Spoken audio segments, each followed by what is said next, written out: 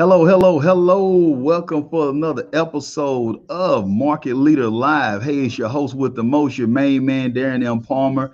Excited to be with you for another episode. You know what the deal is. I do interviews with market leaders who are game changers, change agents, who are shaking things up, whether it's COVID-19, coronavirus or not, they're getting it in. Today, I got my good friend, my brother, Gerrell Crawford in the building. Say hello to the people, Gerrell.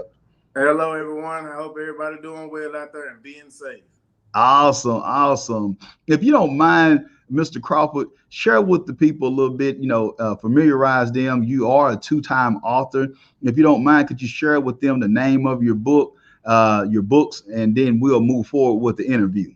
The first book is Robert Saved My Life, Victim and the Suspect of My Own Crime. And the second one is The Footsteps of Leadership.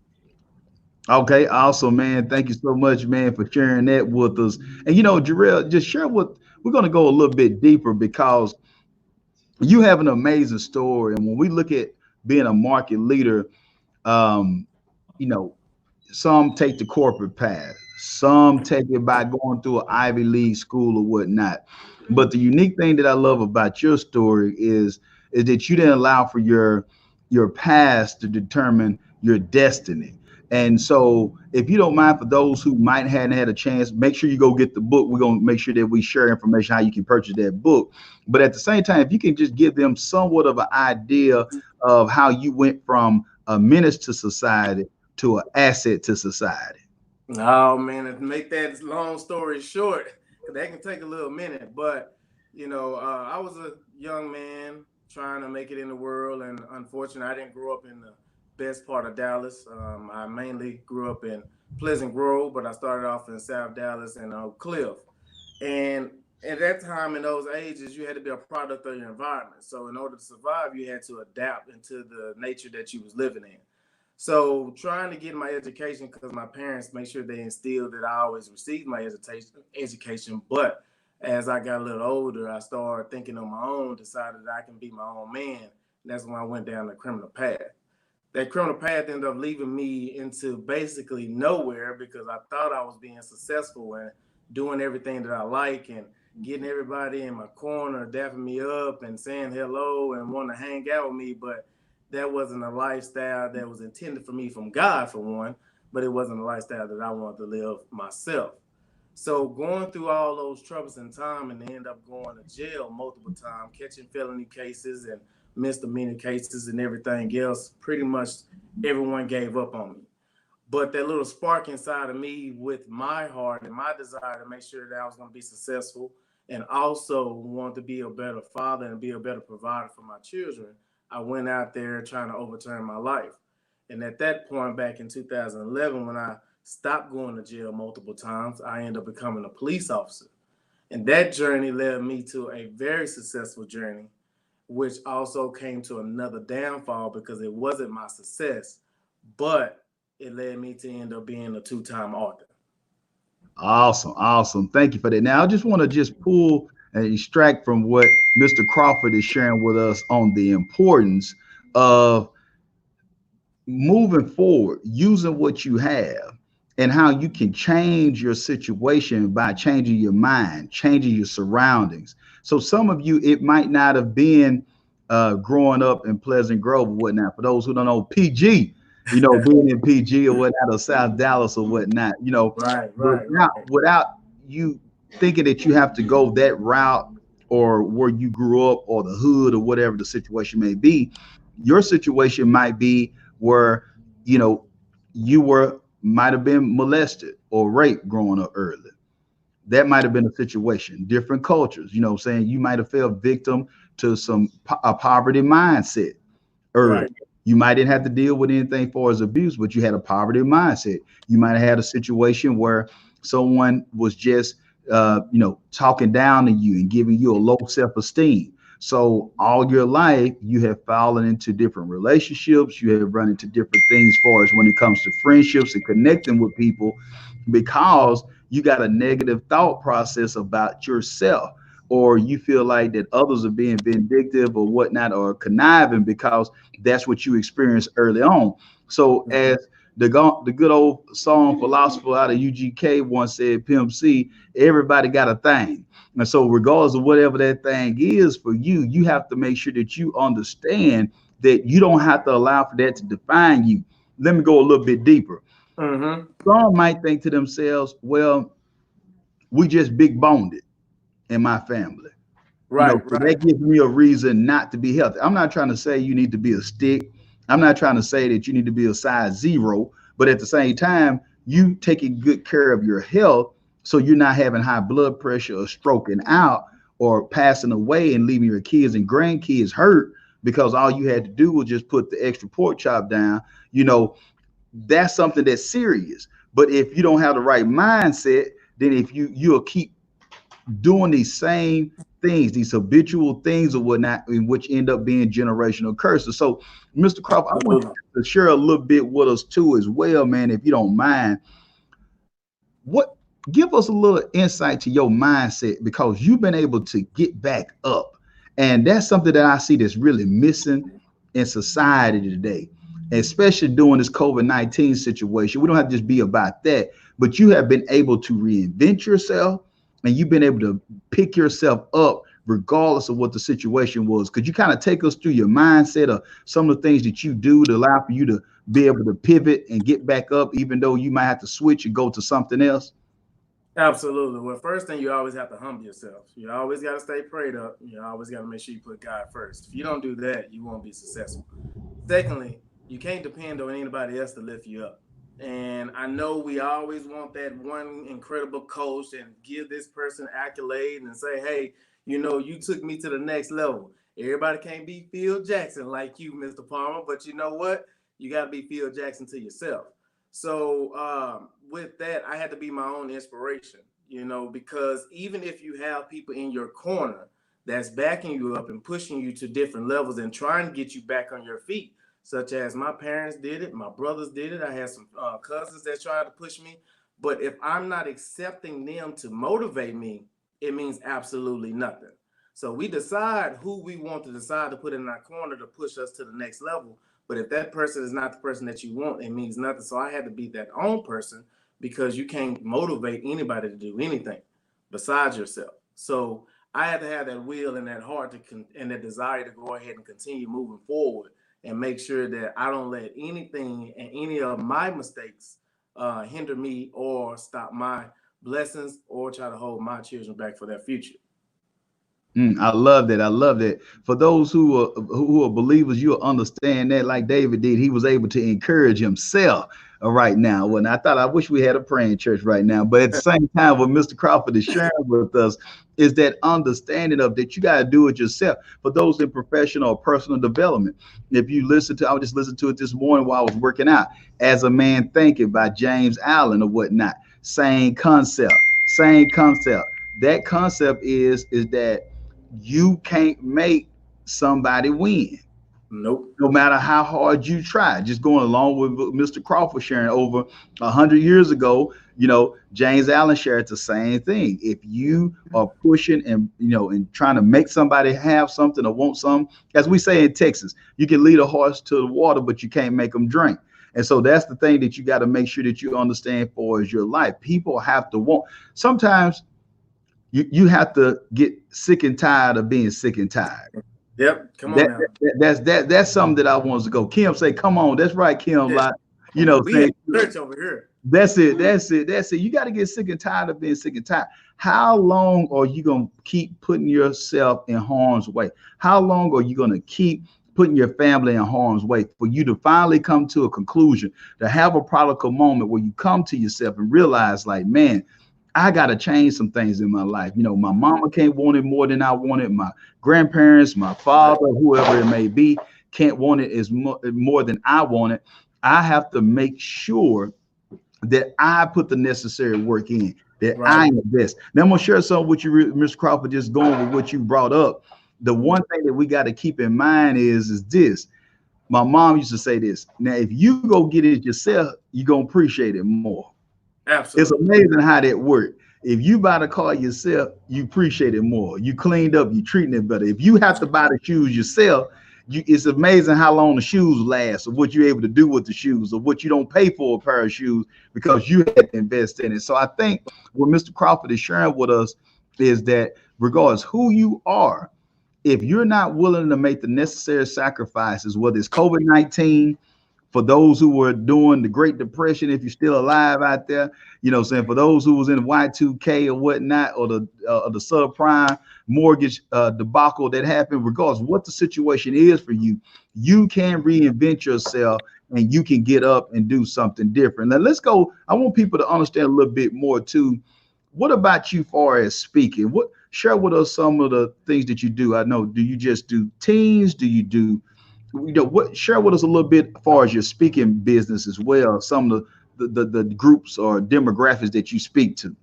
So I pretty much I speak to all generations. I start from the elementary up to junior high to high school and even to an adults. Um, with my story, I have been told so many times that it's so moving and so powerful, and I never expect that. I'm just saying, you know what? I'm just another person trying to make it.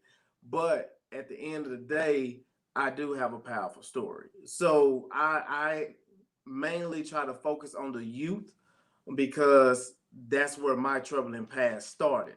So if we can be able to bring our youth up and get them back on the right path, we all win. See, because I also have a strong belief that my generation stopped the teaching.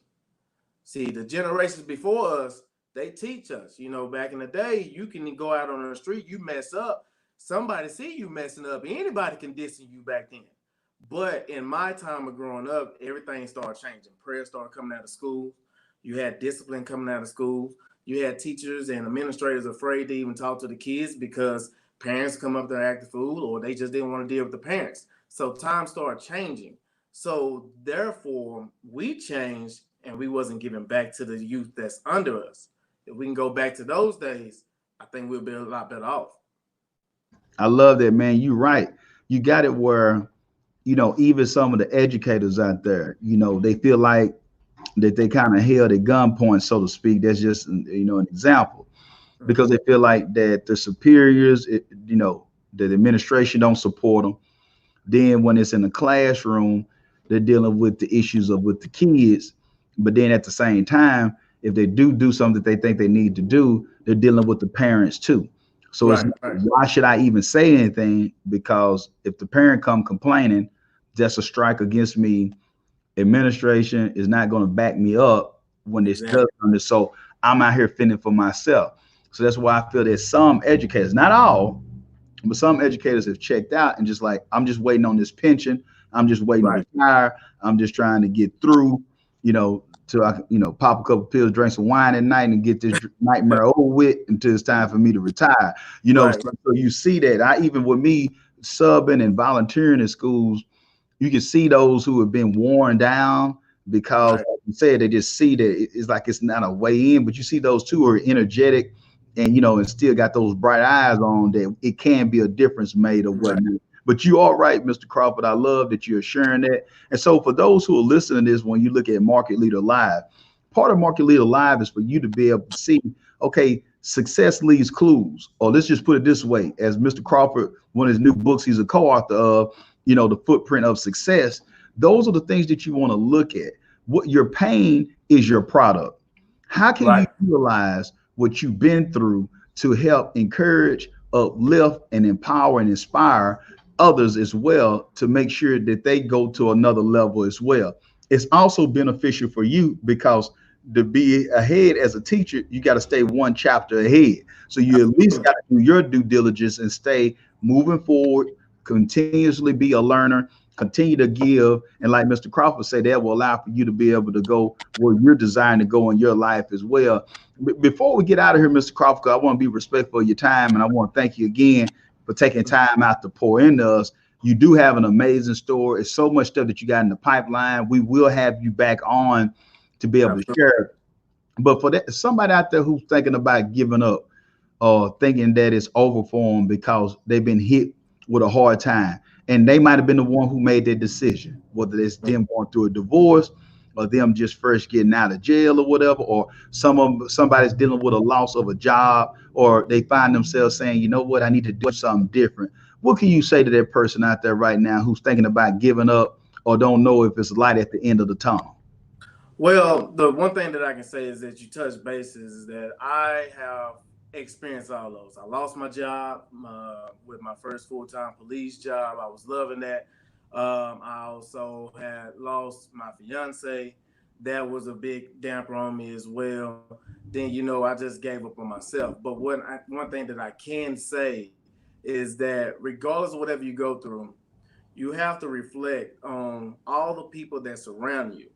If you have no one to elevate you, to motivate you, to move you forward, then what's the purpose of you having that? But at the end of the day, once you have positive around you, and even if you don't have positive at that time, just make sure you stay prayed up. Make sure that you stay motivated and make sure you stay positive. You have to retell yourself all the time, I'm better than this. I'm going to make it. I'm going to do better. I will do better. And once you do that, things are going to start lining in your hands, because I never expected in a million years that I'll be an author. And now I'm a two-time author. And I continue making mistakes. Earlier, I made a mistake and pronounced the second book wrong. so, but that's just the way of life. I've been a very busy man and everything else, but I can't give up on myself, because if I give up on myself, then what will my children have? So whatever that motivation that will keep somebody going, whether it's their children, whether it's their car, their house, their dog, whatever, they got to feed on that and just continue striving, and they'll do much better. Man, I love how you shared that, and the key to it is that I believe it's a video that I've seen. It was talking about real friendship and connections and the power of partnership, and they were Right. sharing about surrounding yourself with individuals who one young man was playing basketball, but he had made a turnover, something didn't go right, and he had his chin down, and the point Mm-hmm. guard came and pushed it up, told him to keep his head up or whatnot and stay focused. And so I think that's the same way that we need to do when it's in our business, or whether it's in our life, or rearing or raising kids, or going to new heights, if it's in our fitness or spiritual life, whatever that might be for you. Let's make sure that you get individuals around you who go higher, who reach and who supporting your business, who sowing seeds and what I'm saying, pouring into you, giving opportunities for you to be able to do what things that you need to do. Now the rest of the people, they didn't even probably hear that you said the name wrong. But you see your boy follow you up or whatnot and just gave the right thing or Hey, you whatnot. was right there. You was right there. No, I, that's I, I, didn't, good. I didn't holler. I didn't holler. Oh man, you said that wrong. No, that ain't how you play it. That ain't how the game Right, go. right. You know what I'm saying? So you got to play the game. So I just let it go on out and follow up with the footprint of success. It's Darren M. Palm. I had to hit him with my good voice. My good voice, a little parched right now. I need a little Ozark Right. water here in a little bit. But anytime, we like to have a good Let's time. catch it. We like to celebrate. We like to connect with one another, man. I just want to tell you, just straight up, I think your story is amazing. You could have been a statistic. We could be watching you on one of the prison shows or whatnot online, but at the same time, you were able to beat the odds. Right.